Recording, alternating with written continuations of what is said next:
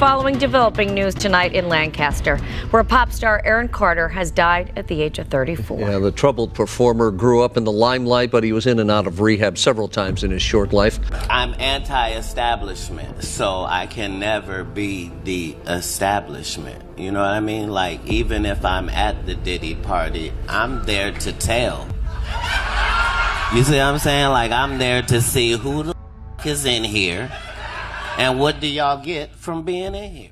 Aaron Carter begged for help in front of the world. He begged for financial support to help get him a private security team to keep him alive. He said on numerous occasions, if anything happens to me, I promise you, I am not suicidal. And no one said anything. Silence breaker for my brother, who is a and they're after my life. My whole family is after my life, and they're setting me up. And Sony Records owes me $3.5 million, and they don't want to pay me, and it would be in their better interest, just like Michael told me. They owe me money, and they're trying to off. And I'm begging you and I'm pleading you, help me raise $100,000 as soon as I can so I can move to an undisclosed location where I am safe. They had cops come and check for a rope in my garage, saying I wanted to hang myself. It's been over a year since Aaron Carter's tragic passing, but his story has once again captured public attention. Newly surfaced footage has sparked a wave of speculation, with some pointing fingers at Sean Diddy Combs. In a surprising turn, comedian and whistleblower Katt Williams appears to have crucial insights into what may have happened to Aaron. They put the drugs in the baby oil. You thinking you getting a massage, can't even get up. Aaron Carter is dead at the age of just 34 years old, and we've actually learned a little bit more into his final moments and what cops found at the scene. So as you know, Aaron's been struggling with substance for a few years now, and cops actually found evidence of that at the death scene. They found cans of compressed air and prescription pills in both his bathroom and his bedroom. We know the last time anyone saw Aaron alive was about 2 a.m. on Friday, when there was a welfare check made to his home. Police responded, and his housekeeper actually let them inside, but when Aaron found out what was going on, he got really upset with the housekeeper, told the police to leave, and told his housekeeper to stay in her room. We're told she had no contact with him all day Friday, and then Saturday morning she felt that something was off. She knocked on his door to get him his coffee. She heard his dogs going crazy, and that's when she made her way inside. The law enforcement sources told us they believe that Aaron's body was in the tub for quite a while. We're told the color of the water was unnatural and there was a smell of decomposition inside the home. Not only that, the jets were still running in his tub when he was found. So Aaron's really grown a social media following, especially on his live streams, and it was back in September when fans called for a welfare check at his home after they believed he was huffing compressed air canisters during a live broadcast. And during another recent live, he read a text message out loud that he got from his fiancée, Melanie. She just told me you're going to die. Wow. Comforted by the rest of the band to the audience cries of, "We love you, Nick," grieving for his little brother. Nick writing in a social media post Sunday, "My heart is broken. Even though my brother and I had a complicated relationship, my love for him has never ever faded. Addiction and mental illness is the real villain here. I love you, Chiz." Aaron had a meteoric rise to fame. He was 9 years old when he first performed on stage, and by 13, he was a hit recording artist. His most popular album, Aaron's Party,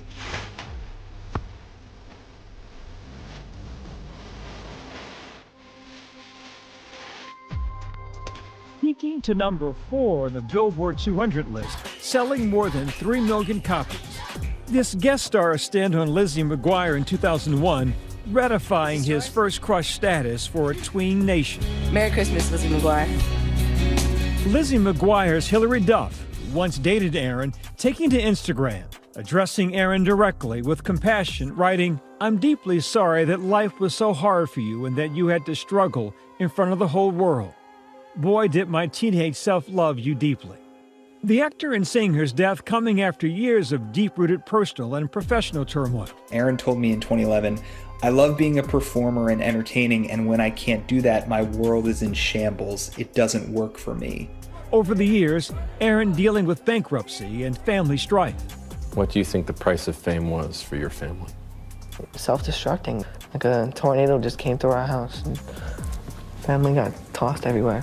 Battling with losing his sister Leslie to an overdose in January of 2012. The former teenage heartthrob was embroiled in domestic violence accusations by his fiancée. And in 2019, his brother Nick and twin sister Angel filed a restraining order against Aaron. He also publicly shared his struggles with addiction, talking about it here on The Doctors. I was huffing because I'm a drug addict. I'm a drug addict. So I'm a drug addict in recovery. You might not look at me smoking weed as being sober, but I do. Aaron Carter's struggles with fame and the darker realities of the entertainment industry were well known.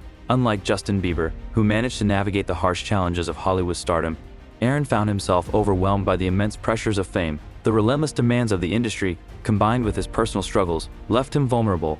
By the time of his tragic passing, Aaron had become a poignant symbol of how the entertainment world can consume its stars and leave them broken. Aaron Carter, I want to verify that this is actually my GoFundMe page. There's been a lot of misdirection that I've had to do in order to protect myself from being the silence breaker for my brother and now they're after my life. My whole family is after my life, and they're setting me up. And Sony Records owes me $3.5 million, and they don't want to pay me, and it would be in their better interest, just like Michael told me, and Brad Paisley, who sued Sony Records for $10 million. They owe me money, and they're trying to kill me off. And I'm begging you and I'm pleading you, help me raise $100,000 as soon as I can so I can move to an undisclosed location where I am safe. My realtor won't sell my house. They're all involved in this, and they're trying to keep me there. They had cops come and check for a rope in my garage, saying I wanted to hang myself. So please trust what I'm saying, and please donate. Things have taken a darker turn as old photos of Aaron Carter with Diddy have resurfaced online, reigniting curiosity about their connection. Why were they associated? What brought them together? And could Aaron have uncovered secrets too dangerous to reveal? Rumors suggest that Aaron may have been preparing to expose hidden truths about Hollywood's shadowy underbelly, revelations that some claim could have implicated Diddy in his powerful circle. Speculation has grown that Aaron's knowledge might have played a role in his sudden death. Fans have started analyzing every interview and social media post from Aaron's final months, piecing together clues that paint a chilling and unsettling picture.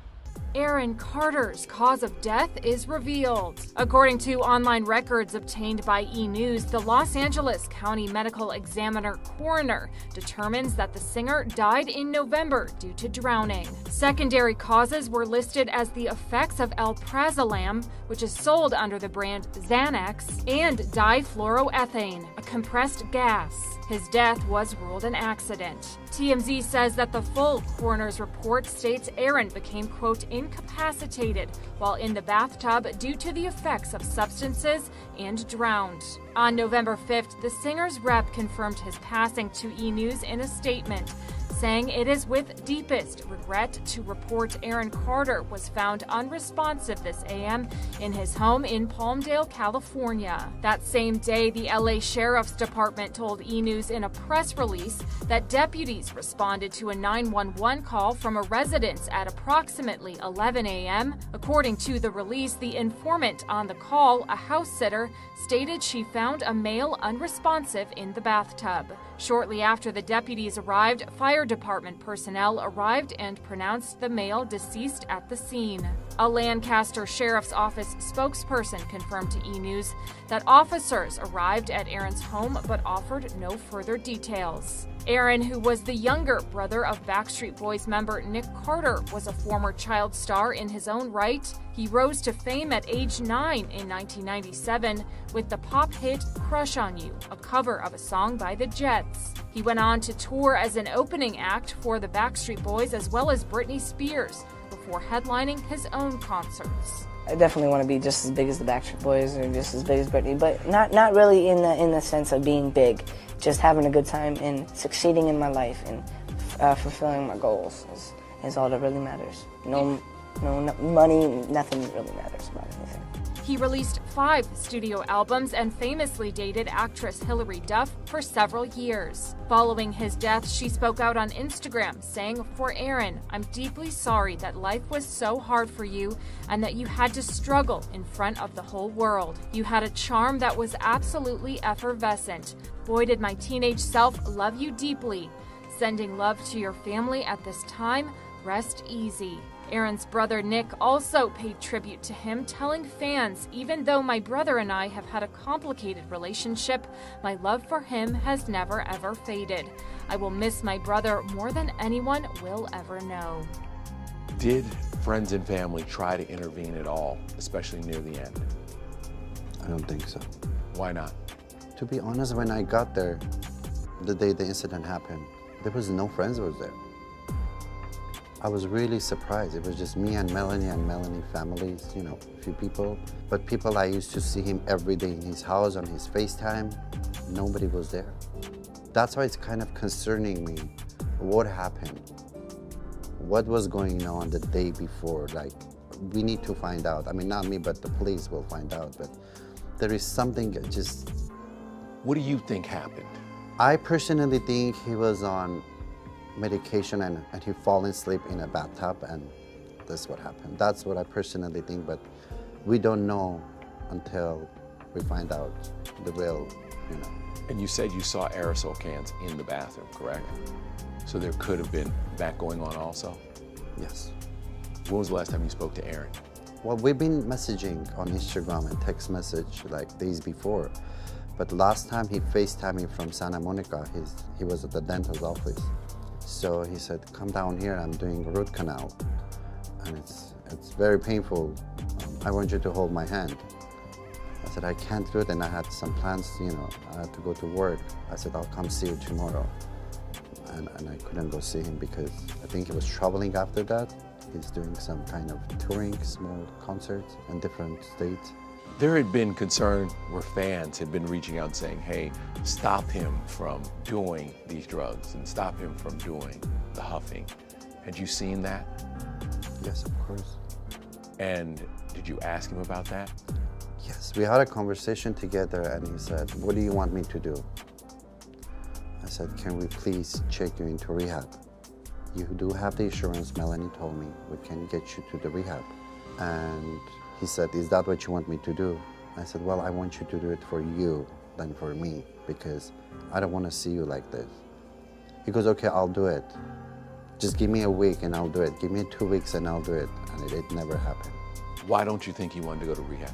Because I think the mental illness he has and the addiction he had, I think, was controlling his life. But Aaron also was a very lonely person in his mind, you know. He had friends, he had family, but I think he's the type of a guy, he wants to be surrounded with family, blood-related family.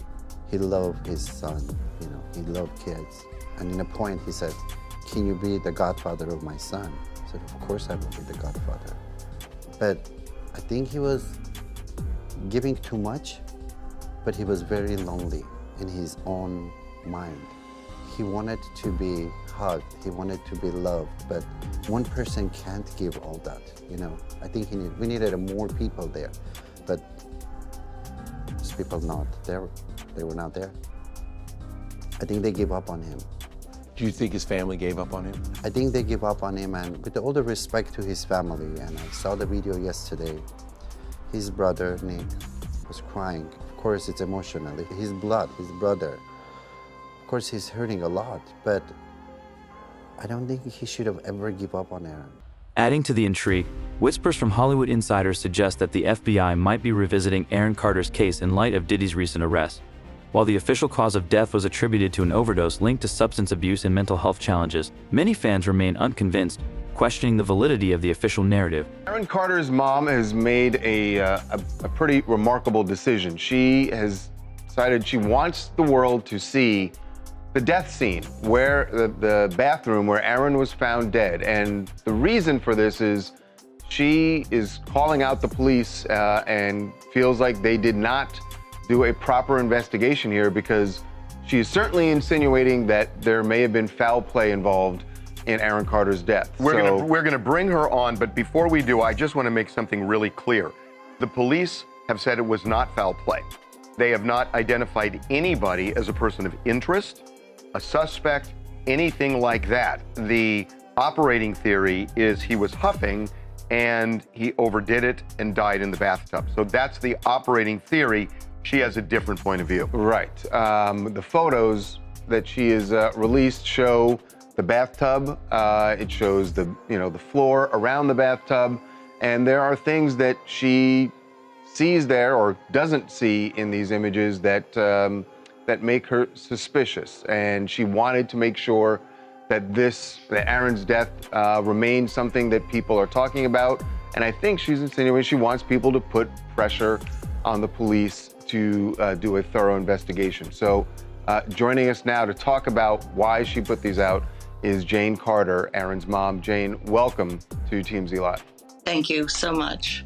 So Jane, why don't you walk us through what troubles you about that scene, about the things that you saw in the photograph and the things that you've heard happened in the house? Oh, well, the first day, I mean, I got a call. The first thing, I got a call from my daughter, Angel, and she said that Aaron was found in the pool. So then I found out later that he was found in a tub, and it just, everything, the stories just kind of kept changing. But I was very concerned because, you know, he had obviously had a lot of people that were harassing him on the internet. Are you suggesting that somebody may have done him harm? Somebody who was going after him online? Oh, absolutely. Jane, what is it you think happened? I mean, you know, the police have said there was no obvious sign of foul play in his death. So what is the theory that you think may have happened? The Lancaster Police Department was there many, many times on welfare checks, sent there by different people. And, you know, the night that he died, Melanie said that there was a welfare check. And there was obviously not a welfare check. The lady, Betty, that was the housekeeper, said he was fine, and nobody actually really checked on Aaron. I am so sorry, and I don't want to like challenge you on this, but I got to ask, isn't that kind of splitting hairs? The police did show up for a welfare check. My understanding is they talked to Betty, never got to Aaron because Betty said he was okay. That was my recollection. Yeah, and isn't that interesting? That Betty was just like let go, and nobody knows where she is now. She was never interviewed. There was never any kind of homicide investigation, which there should have been. I want to ask you this. You were open and honest about your sister's death. Yeah. And you've acknowledged that prescription medications, but Xanax, Klonopin, Absolutely. You said you take opiates for surgeries that you've had in the past. Do you ever worry that you could ever overdose? I mean, there's always that worry, but there's also the fact that I had to kiss my sister goodbye in the coffin. I had to kiss her body. I had to kiss her right on her cheek, and I kept kissing her. And that was a scary thing. My family knows. Before I did the show, the doctors, they knew that I was taking Xanax and stuff like that, and that I was going to actually psychiatrists to do that. I know that there is no happy ending to any of those medications. Proud of you for realizing that. It's not even a realization, it's a fact. It's a medical fact. And usually the doctor has to say that. Before we take a break, Aaron, I want to ask you one thing real quickly. What's your greatest fear? My greatest fear? I don't even know how to answer that question. Skeptics have highlighted inconsistencies in the reports, questioning whether Aaron's death was truly as accidental as it seemed. In one haunting interview, Aaron confessed his greatest fear: not living as long as he should. That statement now feels chillingly prophetic. So what's the price that you're willing to pay for success? Justin Bieber, arguably one of the best musical artists in the last 10 years. By the way, do you know how old Justin Bieber is now today? 30 years old. He got famous 15 years ago when he was, and probably before that, because if you're meeting Diddy, you're probably famous at that point. He's been famous for a decade and a half. At what point do the parents have to say, hey, look, we love our kid. We want the best for him. He really wants to go for this music thing. He's up here in Canada, and we're going to bring him to Miami, to LA, and we're going to give him a shot. Now, what happens behind closed doors, that's, you know, Justin Bieber and Diddy knows. But let's not get it twisted. The kid's not 5 years old. He's not 10 years old. You're 15 years old. You're at Diddy's house. You kind of got to be able to make decisions. Are you saying at 15, Adam? I'm so confused. Are you saying at 15 he should have responsibility to not let a man him and potentially? Well, A, yes. But B, the parents, where are they here? Why aren't the parents saying anything? The story grows even murkier. Before Diddy allegedly formed close ties with Justin Bieber, rumors suggest he had a similar dynamic with Aaron Carter. Both young stars rose to fame under his influence, but their journeys couldn't have been more different. While Justin managed to navigate the spotlight relatively unscathed, Aaron's experience took a far more tragic turn. A 2022 interview from Justin Bieber has resurfaced in the wake of Diddy's legal drama. In the sit-down with Zane Lowe 4 years ago, Justin isn't talking about the disgraced media mogul directly, but his past trauma in the music industry, his album changes, and being a newlywed to wife Haley. I think that I was just, living in this shame, living in all this sort of stuff of my past, and I wasn't able to move on. Talk of the video comes after footage of Diddy and Justin also resurfaced on social media recently. Not anyone could just be in the position that I'm in. Video shows Diddy alongside teenage Justin, leaving people to speculate if, at the time, he subjected the pop star to his alleged freak-offs. Combs allegedly planned and controlled the sequences, which he called freak-offs, and he often electronically recorded them. The freak-offs sometimes lasted days at a time. You're gonna hear about my party, they're gonna be shutting them down, they're gonna probably be arresting me, doing all types of crazy things just because we wanna have a good time. During the Zane Lowe interview, Justin breaks down in tears when talking about wanting to protect Billie Eilish, who at the time quickly rose to superstar status. Well, I just wanted to be a good example, and it was hard for me being that young and being in the industry and not knowing where to turn, and everyone, telling me they love me and, just turn their back on you in a second. I just wanted to protect her, I don't want her to go through anything I went through. I don't wish that upon anybody. When it comes to what Justin thinks of Diddy's allegations, a source tells ET Justin's not focused on what is going on with Diddy or the allegations against him. Instead, our insider says Justin and Haley are focused on baby Jack, whom they welcomed in August. They've been absorbed in their own happiness and family, appreciating this time together. In fact, building a family with Haley was top of mind during Justin and Zane's chat, an idea that lifted the singer's spirits. I'm really excited to have babies with you, enjoy, just celebrate, all the amazing things that we've been given. Because we are blessed, babe. We are, man. There's so much pain in the world, and we don't understand why, and there's so much things that are so unexplainable, but what is the reality? We are blessed, There are even whispers that Aaron harbored resentment toward Justin Bieber, possibly linked to secrets they both knew about Diddy. Their peculiar tensions over the years might hint at a deeper connection, one the public wasn't prepared to uncover. While the official report cited drugs as the cause of Aaron's death, some believe Hollywood's playbook of disguising scandals as personal struggles may have been at work yet again. What's the deal now when you think about Justin Bieber? Yeah. He kind of has your look going right now. It's almost like he's kind of stole your whole look. Yeah, you know what? Justin Bieber, if you're listening, bro, look, I've never met you. I've never had a conversation with you. The only time you ever engaged with me ever was when I lied and I said I was in line at your movie premiere and you retweeted it, but I lied about that. I wasn't actually at your movie premiere. But that was the only engagement I ever got from him, and I thought that was kind of like a low blow thing, even back then. But what I got upset about is first of all, a guy like me, I love you, Biebs. I love you, dude. Like, you got a great voice. You're a better singer than me. I'll give it to you. Like, you were a better singer when you were 12 than I am now. You don't think that Aaron Rosenberg, his entertainment attorney, and Justin Bieber approve their questions when it's on Billboard? Of course they do. So when I'm trying to come back out and Aaron Rosenberg allowed a question to be asked, how did you get Justin Bieber to not turn out like Aaron Carter? And I'm supposed to just sit there and take that? That's not okay, Justin. That's not okay, Aaron Rosenberg. You have my name too, bro.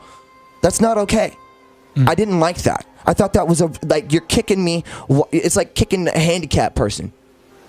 Like, I'm trying to get up off the ground. Don't do that to me. I had just had an article in Billboard 2 weeks before that article came out. And then they come out with that article.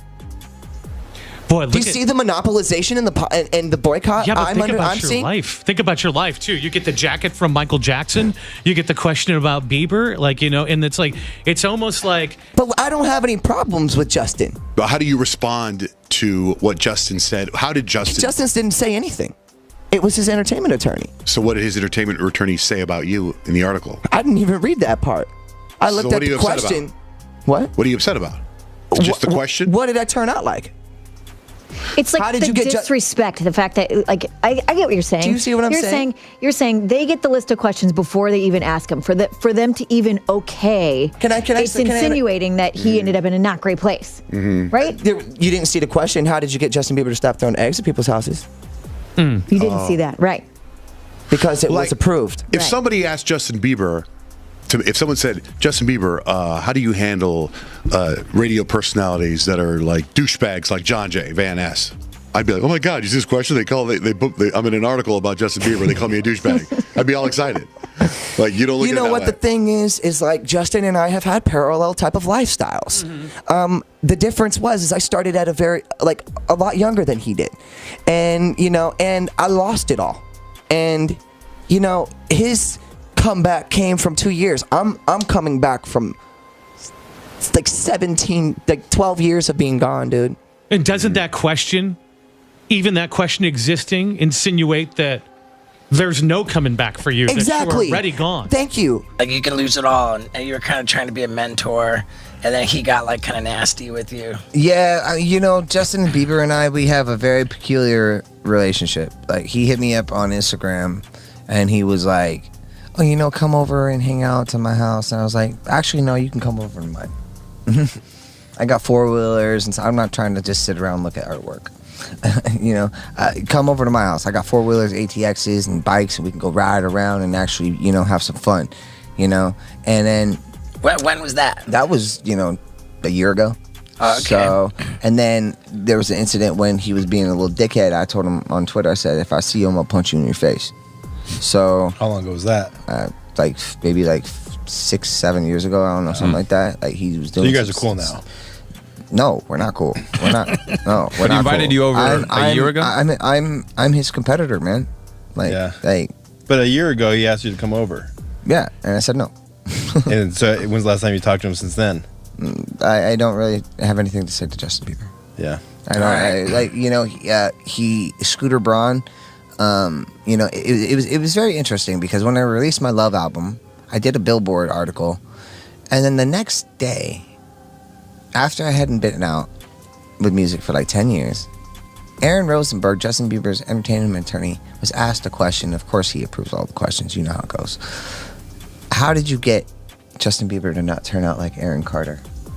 Wow. And that was the question that was asked to Justin Bieber's entertainment attorney. And I was livid because I had just done a great article with them the day before about my coming back as basically like a new artist that's producing his music and not being puppeted and doing it himself. And that really hurt. That really hurt to see that. And to see the boycotting, because there's this underlining smear campaign, cancel culture, troll boycott thing that we're all going through. Everybody that's in this industry, I'm sure you're going through it too. If I'm wrong, I'm wrong. Tell me to go. Getting boycotted? Smear campaigns, cancel cultures, trolls, people making up lies, doxing you.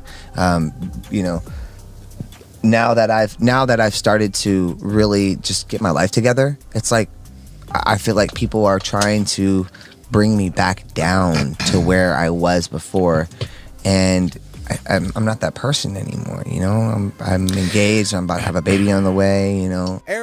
Aaron Carter's final days continued to fuel endless speculation, with one of his last tweets adding even more mystery to the story. Just days before his death, Aaron publicly reached out to Kanye West, writing, "Yo, Kanye, let's talk man to man, *. Kanye West, known for courting controversy and openly criticizing the entertainment industry's so-called power players, has long claimed to expose deeply entrenched secrets within the system. Following Aaron's death, Kanye didn't hold back.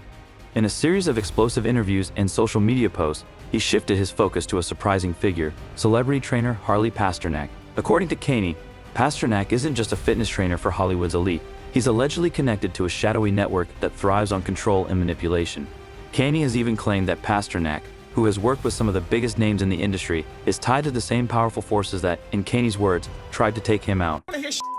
None of these about, oh, he's in an episode. Harley Pasternak follow me to tell the nigga kill Aaron Carter, and now they acting like they won't clear the Backstreet Boys sample.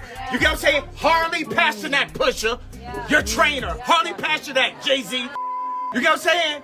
And then around these for the money on some Mike Rubin. I slap Mike Rubin. I see that. You know what I'm saying? It's like, yo, these niggas. This is all mind control. You gotta understand, like, I don't believe I'm putting myself at risk, because I think God uses me for a time like this. He put me in this situation and had y'all follow me from George Bush Don't Care to, you know, I had the best video to now. For some reason, y'all are interested. 2 Chainz said, why is your belt buckle? Y'all niggas shoulders looking. Like, y'all are interested for some reason. And they wanted to medicate me every day. You realize, like, they could have just switched to medication and I wouldn't be here. And on the news, they would have said it was because of a mental issue, right? Yeah. I ain't never been back to the hospital since 2015, but every time they say I'm crazy, it's just when I'm saying the truth. So what's the crazy part, really? What's the crazy part, really? They can't scare you, they can't control you, they try to suppress you, but that's how they try to categorize. They can't control me. You get what I'm saying? They can control Shaq. They can control Charles Barkley. They can control LeBron James. They can control Jay-Z and Beyonce. But not you, man. But they can't control me. You see, it ain't no name I won't name. Exactly. It's up. Then there's Jaguar Wright, an industry veteran unafraid to connect the dots others avoid. In her shocking interviews, she points to a troubling pattern: mysterious deaths tied to those allegedly close to Diddy or attendees of his infamous parties. She highlights figures like Uncle Ron, Liam Payne, and Aaron Carter, all of whom she claims had insider knowledge of Hollywood's darkest secrets. Disturbingly, each reportedly hinted at exposing these truths before their untimely and mysterious deaths. Uncle Ron, Beyonce's ex-bodyguard, who threatened to expose them. Yeah, threatened to expose them, I believe, in 2023. Is deceased. He's passed away. Allegedly, that's what they are saying. Allegedly, that is what they are saying. What are your thoughts on that? Well, they said he died from that pneumonia. Yes. You know, just like Kim, just like Brittany Murphy. That pneumonia ain't no joke. Hey, every time somebody get to telling the truth about someone, whoever's been lying, they just say a little prayer and then the pneumonia come, and then yeah. A lot of people been getting that pneumonia. I'm surprised they didn't try to say that Liam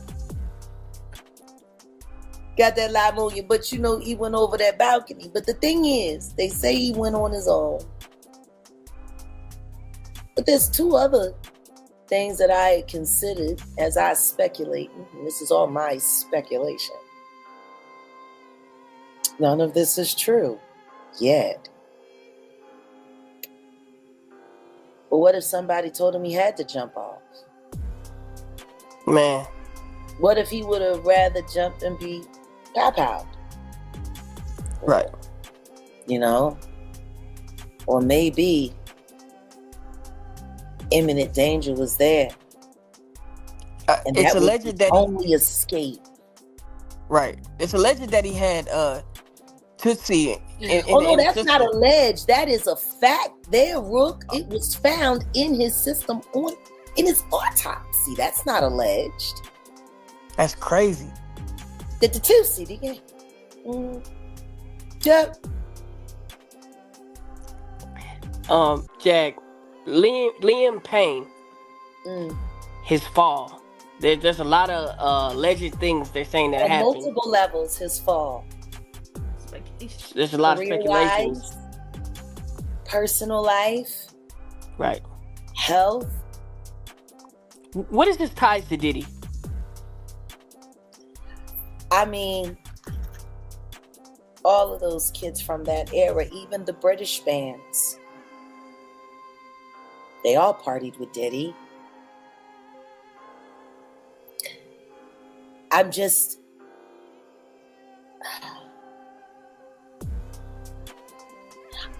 It's hard for me to truly get invested in what's happening to Liam Payne right now because I haven't gotten over what happened to Nick. Nick's brother, Aaron Carter. Right. A lot of people keep forgetting Aaron Carter was begging for help, begging for independent financing, begging for security. He made it very clear Sony was out to get him, just like Michael Jackson told him they would be. And right around that time, his brother had just been accused of one of the girls from making the band, Diddy's entity. And they were trying to make all of that go away. And Aaron called his brother out. And then the next thing you know, he said, if anything happens to me, I did not do this to myself. And then he was gone, and they said he took his own life, just like they're saying about Liam Payne. Why doesn't anyone want to see the same thing happening over and over and over again? Because if Diddy is responsible for Liam Payne, then he is without a doubt responsible for Aaron Carter. So what do you think? Could Aaron's untimely death have been conveniently swept under the rug to protect those at the top? Drop your thoughts in the comments below, and if you